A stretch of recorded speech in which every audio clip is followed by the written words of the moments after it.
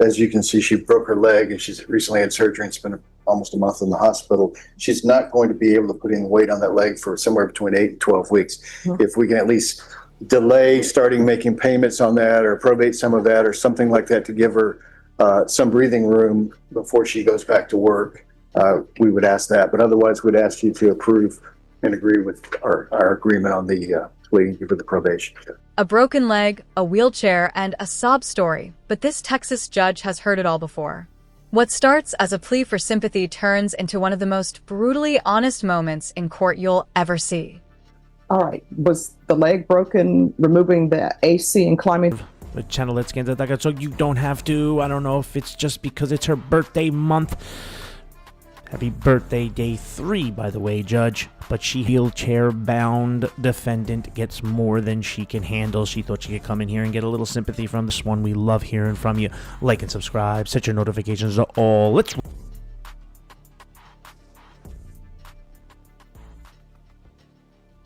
Court is calling 2025 CR 008879 State versus Brandy Mendoza. Could I have parties announced for the record? Lauren Espinosa for the state. Donald Wilson for the defense.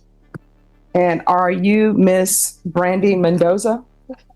Counsel, have you received all discovery? Did you review it with your client? Yes, I have, Your Honor. Court will find that the state is in compliance with discovery. Ms. Mendoza, did you review the application for community supervision with your attorney? Did you understand it and sign it? You're going to need to speak up so the court reporter can hear? Yes. All right. And did you review the true bill of indictment with your attorney? Did you understand it? Yes, Your Honor. Counsel, do you waive the reading of the indictment? Yes, I do. State, are you proceeding on the indictment as presented? Yes, Your Honor. Did you review the court admonishments with your attorney? Did you understand it and sign it in all the appropriate places? Your Honor. You're charged with possession of a controlled substance, penalty group 1, less than 1 gram. That's a state jail felony. The range of punishment is anywhere from 180 days up to 2 years in the state jail facility and up to a $10,000 fine. If you have a plea with the defendant, Brandy Mendoza, is here to plead no contest to a possession charge. A small case on paper, but as you'll see, the story behind it is anything but small. State, the court does not have to follow your plea. If for any reason the court does not follow your plea and gives you more than you bargained for, the fact that you entered a plea will not be used against you, and you will be allowed to withdraw your plea. Did you understand? Yes, Your Honor. You have a right to jury trial, a right for you or your attorney to cross-examine and confront any witnesses the state would call in the right to remain silent. By entering this plea, you're giving up those rights. Did you intend to give up those rights and enter into a plea? If you have membership... Ms. Mendoza, has anyone threatened you, coerced you, or placed you in fear to get you to enter the plea? No. Anyone promised you anything other than the plea? No. Are you satisfied with the way you've been represented? Yes, ma'am. If you're not a U.S. citizen, by entering this plea, you will be deported, denied naturalization, and re-entry. Did you understand? Yes, Your Honor. Court will find that defendant has knowingly and voluntarily waived her right to jury trial. Did you review the plea bargain page with your attorney? Did you understand it? Yes, sir. According to the plea, punishment is to be assessed at 2 years in the state jail facility. There's an $800 fine. Yes, Your Honor. Then to the offenses charged, how do you plead? Guilty, not guilty, or no contest? No contest. State, any evidence? Yes, Your Honor. State offer states Exhibit 1 and all attachments. No objection, Your Honor. All right. Did you review the waiver and consent with your attorney? Did you understand it and sign it in all the appropriate places? Consented to stipulation of testimony and stipulations? Court will accept into evidence states Exhibits 1 and attachments and view the same. All right. After reviewing states Exhibits 1 and attachments, the court will find there's sufficient evidence to find you guilty, and the court will find you guilty. Are you proceeding with sentencing? Yes, Your Honor. Anything you wish to say on behalf of your client? Judge, one, we just asked the court to go along with the agreement with one, I guess, issue on the fine. She's, as you can see, she broke her leg and she's recently had surgery and spent almost a month in the hospital. She's not going to be able to put any weight on that leg for somewhere between 8 and 12 weeks. If we can at least delay starting making payments on that. It's standard procedure. Rights waived, plea entered, sentencing phase begins. Everything's by the book until her attorney brings up the leg. Or probate some of that or something like that to give her some breathing room before she goes back to work. We would ask that. But otherwise, we'd ask you to approve and agree with our agreement on the plea for the probation. All right. Was the leg broken, removing the AC and climbing through the window? Is this something else? No, something else. I just happened recently. All right. And why is there a request for No harmful or injurious contact with Ramirez. Defense. She broke her leg, had surgery, spent a month in the hospital. Can we delay payments? But Judge Boyd doesn't bite. Judge, there was another case that has been already dismissed. That was family violence disturbance or that sort of thing that has been dismissed. And so the state is being overly cautious. Well, here's the thing. When I'm reading the police report, when the police came out, you said that you were homeless, you don't live there.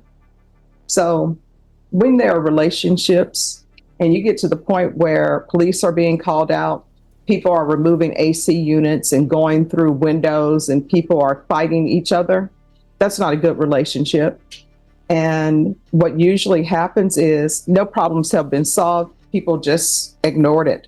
And then the fact that you think somebody's cheating is going to rear its head and you're not going to be successful at this probation. So unless this person comes to court and tells me. Judge Boyd fires back. Was the leg broken removing the AC and climbing through the window? That's when everyone in the room realizes this isn't just about a drug charge. It's about what led her. They want contact with you. Judge, he is present. Oh. Well, I will hear from that person. It's not saying that I'm going to allow contact, but I'll hear from them. Are they the person who brought you down here today? All right. So I don't understand why they're here then. How did they know you would be here? Well, she knew about the case. Okay. Yeah, because I will tell you what I'm reading in here. You said that you don't live together. You said that she was cheating on you. I don't. She lives with her mother and. Okay. So are you all still in a relationship? No. All right. So she doesn't need to have contact with you because you all are no longer in a relationship. I would like to be in. Boyd lays it out. When you're removing AC units, climbing through windows, and fighting, that's not a good relationship. Translation: sympathy denied, accountability engaged. Her life though, and start. Yeah, here's the thing. You're going to have to work on yourself. And let me just tell you why I do this. I don't do this to be cruel. But if you have someone that you get to the point where you all are physically fighting each other, that's not a good relationship. I always tell people this, and I know it's hard to do because hearts are involved, but when you suspect that someone is cheating on you and they tell you they're not, you either accept that or you don't. You don't get involved in a physical altercation. And that's why the police ended up here. And then that's why you're here, because from that, you have this possession case. I have a question. Sure. Where is it coming from that is being said that I said she was cheating, where there was cheating involved? Let me tell you what it says in the police report. I was dispatched to the location for disturbance. Upon arrival, I made contact with the victim, that's Ramirez, who informed me she was holding your keys and phone hostage due to you having her wallet with her social and ID inside. Victim stated that suspect had been allowed to stay at the listed residence for a month now, and they have had an intimate relationship together. I tried to solve the matters by having each party give what they claim the other took. Suspect, that's you, informed me she did not have the victim's wallet. I spoke with the victim and began gathering the story and was informed that her wallet had gone missing from where she normally places it, and that after she stepped away, it was gone. Victim was adamant that it was you who took the wallet. Victim then elaborated on her grabbing suspect's keys and phone and locking suspect outside the residence. Victim proceeded to state that suspect made entry to the house by removing an AC unit and climbing in. Suspect proceeded to grab a hold of victim, leaving visible injuries. Suspect proceeded to punch victim on the left side of her face twice with a closed fist. I observed visible injuries to victim's left cheek. Suspect then grabbed victim's shirt and began aggressively pulling it, leaving a large scratch on the left side of the victim's neck. Victim stated she defended herself to get suspect off of her. The two parties then separated and called for police. Victim refused to cooperate initially with the police in regards to photographs, paperwork, and statements. Suspect informed me nothing physical happened and she did not live with the victim. Suspect then stated that she was homeless. I was then provided with the story of suspect, that's you, demanding to see victim's phone due to some suspicions of victim cheating on her. This is what initially created the argument between both individuals. So that's where I get that. So this is what the court is going to do.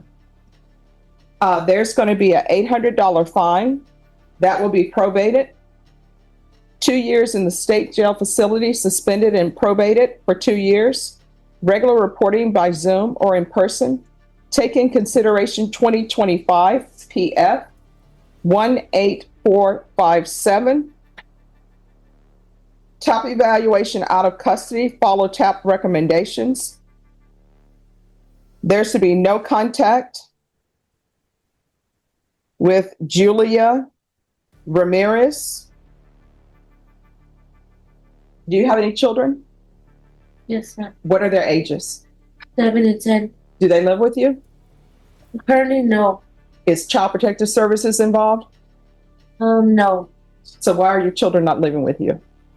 I lost my apartment and I asked my kid's father to watch them and he just hasn't gave them back. So we're going through like court and that's next month to determine like us getting half and half.